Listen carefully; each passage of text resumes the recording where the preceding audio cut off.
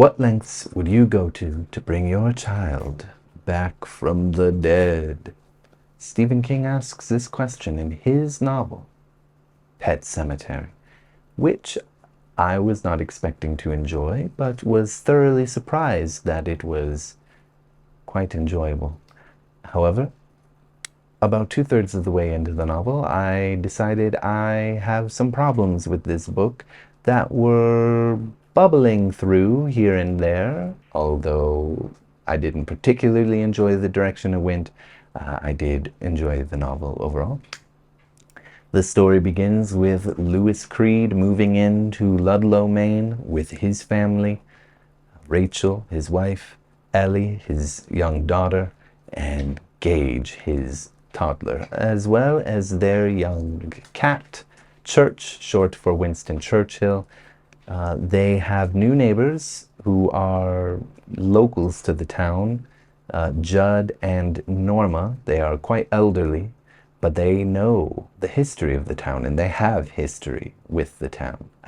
This town has a dark secret in that it has a place called a pet cemetery, where lots of young children will bring their dead pets to bury them. Things don't start out well for Louis, who works as a doctor at the University of Maine, and is met with a dying patient whose head has been bludgeoned in, who haunts him in his dreams and warns him not to go past a certain point in the pet cemetery, which is a indigenous tribe called the Micmacs burial ground. While his family is going to stay with the in-laws, where Louis is not invited, because he does not have a good relationship with his stepfather in particular, Church stays behind. And unfortunately, there is another problem with this town, and that would be the road between Judd and Louis's house is very dangerous because there's a lot of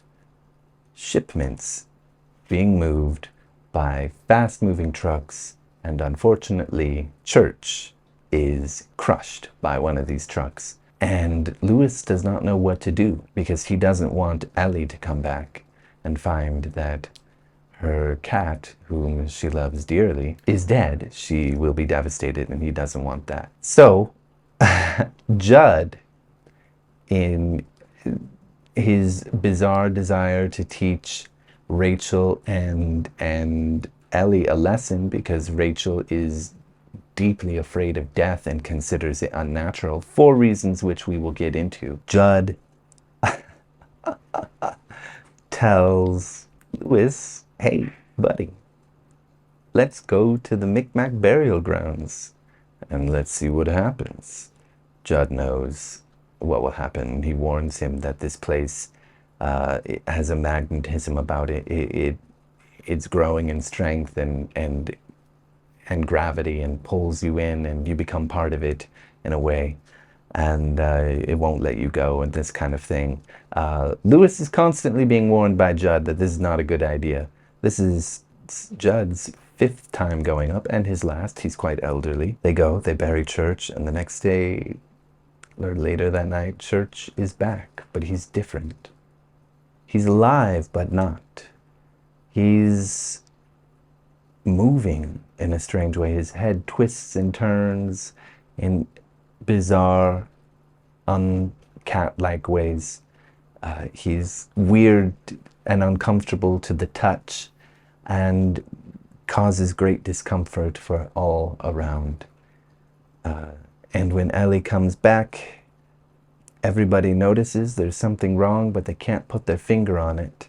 So they just brush it off as if there's nothing wrong and everything is hunky-dory. But unfortunately, with some amazing foreshadowing, Gage, on April 24th, 1984, which would be Louis's last happiest day on Earth, Gage only had 2 months to live as he was going to sleep.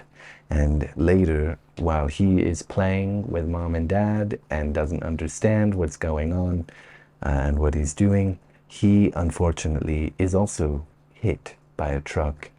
Brutally, absolutely brutally. This is a horrible tragedy for the Creed family. They are lost and beside themselves. By this point, we have learned Rachel is deeply afraid of death because of her own family having a Zelda is her name, and Zelda had a disease that left her crippled and left the family, and particularly Rachel, needing to care more and more for her as Zelda deteriorated and deteriorated and deteriorated, and the anxiety and frustration and anger that came with all of that care manifested itself in strange ways in Rachel's psyche. So she's not taking the death of Gage well at all. Of course, it's her own son, but there's also that element to it. Guess who also is not taking it well? Naturally, it's his son, Lewis. But Lewis knows a secret. Lewis knows he can bring Gage back. He can bury Gage in the Micmac burial grounds.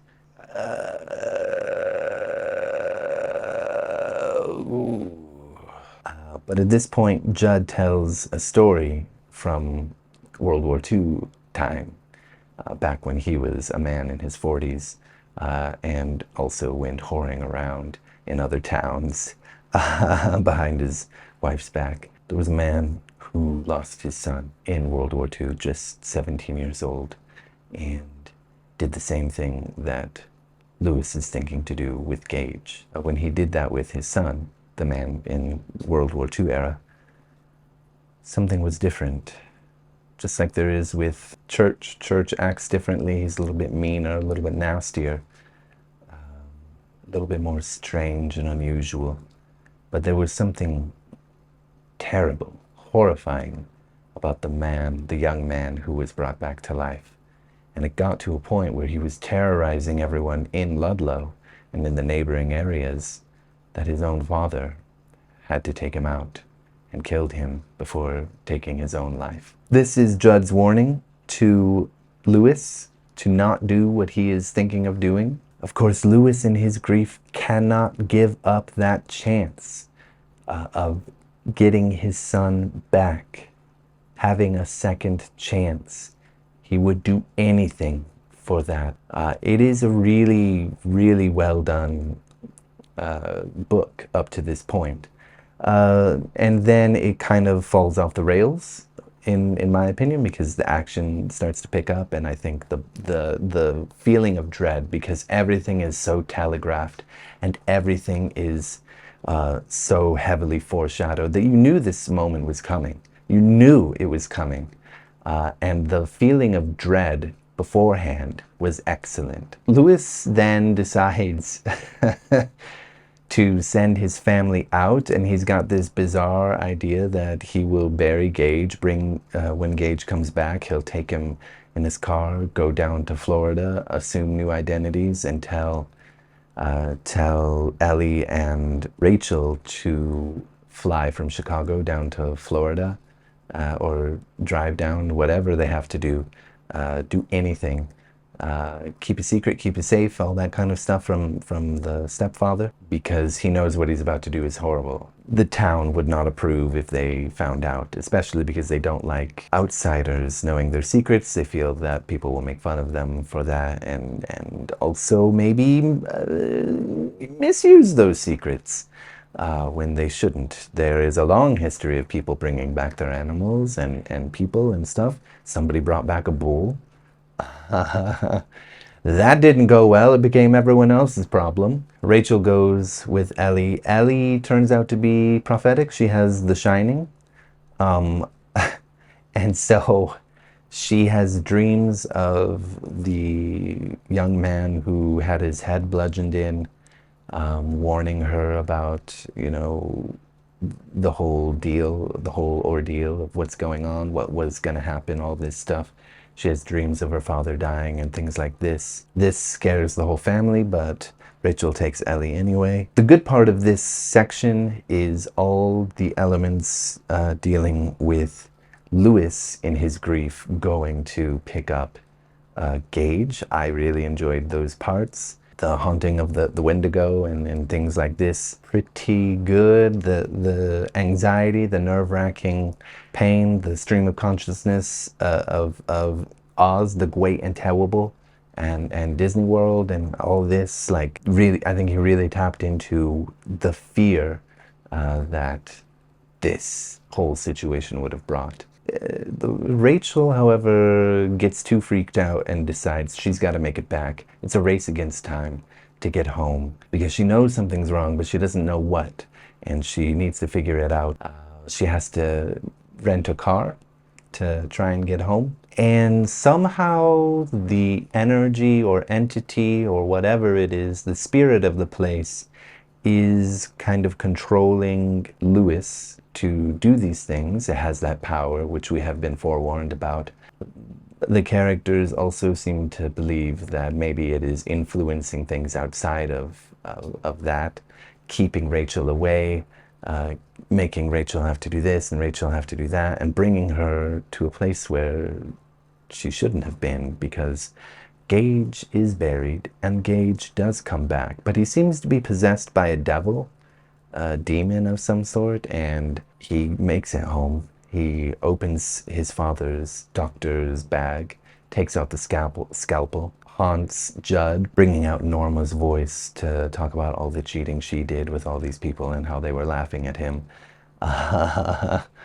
and kills him, comes home, kills his mother. Lewis makes it home, realizes everything has gone horribly wrong because this is, the monkey's paw curled, which is, of course, what this whole story is about, a reference, or heavily influenced by the story of the monkey's paw, wishing your son back to life and actually finding out, no, I don't want that.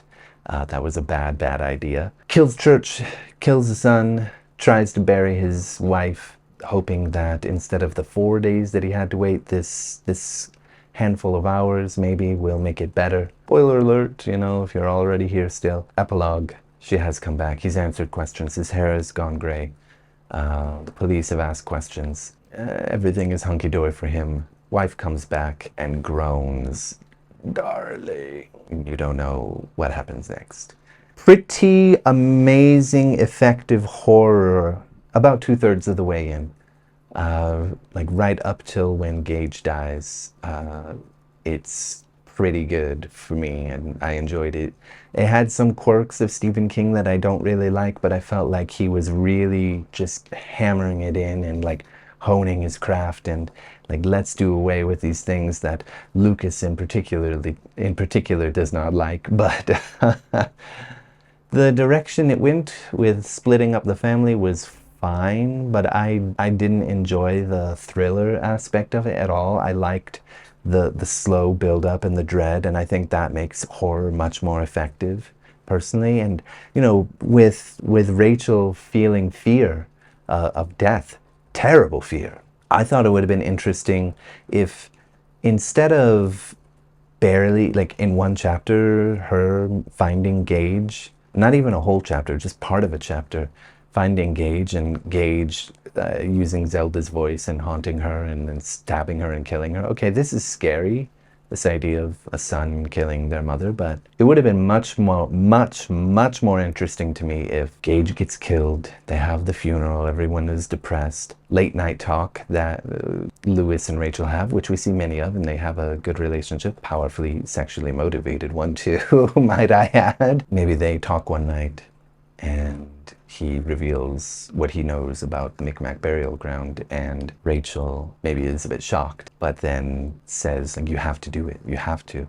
Judd then comes in, later in the next chapter or whatever, to warn him, as he did, about the young man who was brought back to life by his father, the young man who died in World War II, and this kind of thing, which caused a big mess at the time. Okay, that's cool, but he still does it. Gage comes back, he tries to keep his secret, but there is something wrong. Gage isn't himself, he's not fun-loving, he's not really moving, he can't really, act like a young child. He speaks even funnier than a toddler does, and this kind of stuff. Like, there's just something off and horrible and empty and soulless about him. That would have been much more interesting than demons and stuff, and haunted by Zelda and Norma when those things come up. Could have been interesting still if spending so much time around this like deteriorates your inner psyche, and they start hallucinating these things instead of it being seemingly real. This is her son who she loves, but she's horrified of death. Okay, that's why she wanted him back, but now she sees sometimes dead is better. And she starts, maybe being more dismissive or even slightly abusive to like, no, I don't want anything to do with this child. Louis is trying to hold the family together. Maybe if Ellie had more of a relationship too, because Gage is younger, maybe he gets more attention. Ellie feels a bit jealous. And then when he comes back, something feels off there as well, and that changes the dynamic. That could have been a little more interesting. Yeah, Gage kind of doesn't have a whole lot. He's there to be cute, say farts and shits and shit and farts and this kind of stuff. But then maybe all this kind of abuse or whatever as it goes on changes Gage. Maybe we could still have Gage like killing the mom and then getting more and more pressure actually from the town once somebody sees, probably Judd, more and more pressure from the town to like, you need to get rid of this. Mom also being like, you need to get rid of this, and getting ready to do it, something, maybe having a psychic breakdown and accidentally, killing herself or something like that. I don't know, I'm not a author, but then Louis has to do what the man who brought his young son back, or his 17-year-old teenage son back, kill Gage. He's seemingly killed his wife, kill Gage, and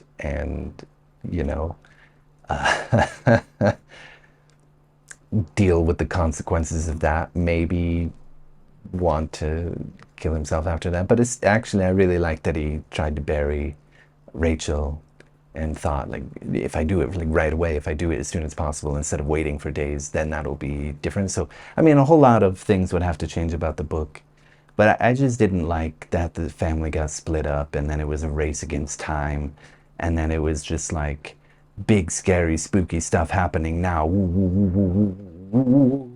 I was not interested in that. I was not interested in Ellie's shining or prophecies. I thought that was so lame.